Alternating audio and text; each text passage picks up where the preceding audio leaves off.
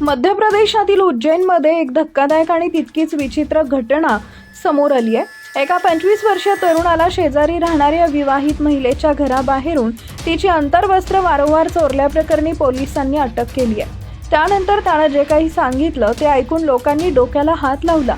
Chimanganj police ठाण्याच्या हद्दीत घडलेल्या या प्रकारामुळे संपूर्ण परिसरात खळबळ उडाली असून नागरिकांमध्ये भीती आणि आश्चर्याचं वातावरण आहे।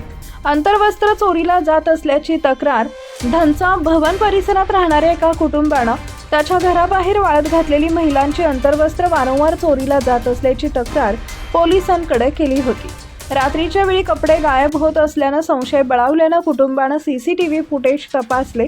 त्यामध्ये एक तरुण मध्यरात्री चोर पावलांनी येऊन केवळ विवाहितेची अंतर्वस्त्र चोरून पळून जात असल्याचं स्पष्टपणे दिसून आले। हे पुरावे कुटुंबानं पोलिसांच्या स्वाधीन केले।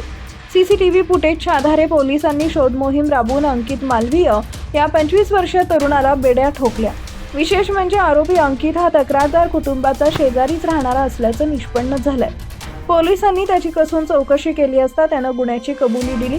तिच्यावर माझं एकतर्फी प्रेम होतं असं सांगत त्यानं आपल्या विकृत कृत्याचं समर्थन करण्याचा प्रयत्न केला, ज्यामुळे पोलीसही चक्रावून गेले। तपासादरम्यान पोलिसांना आणखी एक धक्कादायक माहिती मिळाली। या तरुणानं आपल्या छातीवर त्या विवाहित महिलेच्या नावाचा टॅटूही गोंदवून घेतला होता।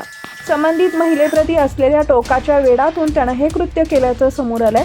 सध्या पोलिसांनी आरोपी विरुद्ध कायदेशीर कारवाई सुरू केली आहे।